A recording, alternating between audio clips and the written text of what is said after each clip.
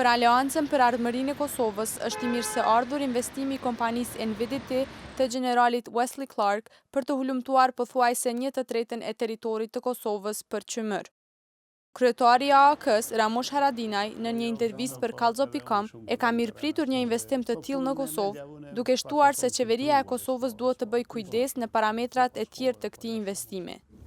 Është e mirësharme.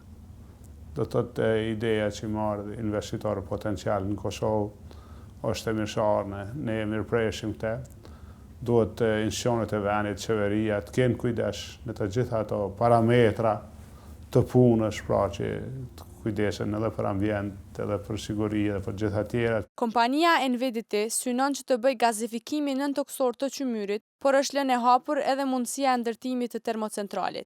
E Haradinaj e mirëpret edhe ndërtimin e një termocentrali në zonën e Dugaxhinit. Tani teknologjia është më e mirë se e viteve. Kjo që kemi sot, me mujtë minëru me një që ndërtohet, sot ishim shumë të gëzuar. Nështë kjo që përdoret sot që teknologjia, dhe kjo mas 40 vjetë është e vjetër, po teknologjia e re është dukshëm, e avancume, ndotje gati se s'ka fare, mbetje s'ka fare, se janë procese tash që kanë avancu në botë, po është e mirëpritne.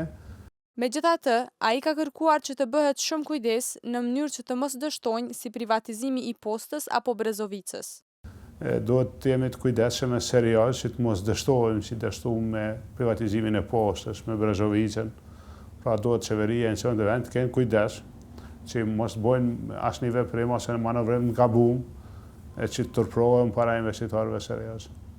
Kërkesës për licencë hulumtimi të rezervave të qymyrit nga kompania NVDT ju kushtua një emision i jetës në Kosovë.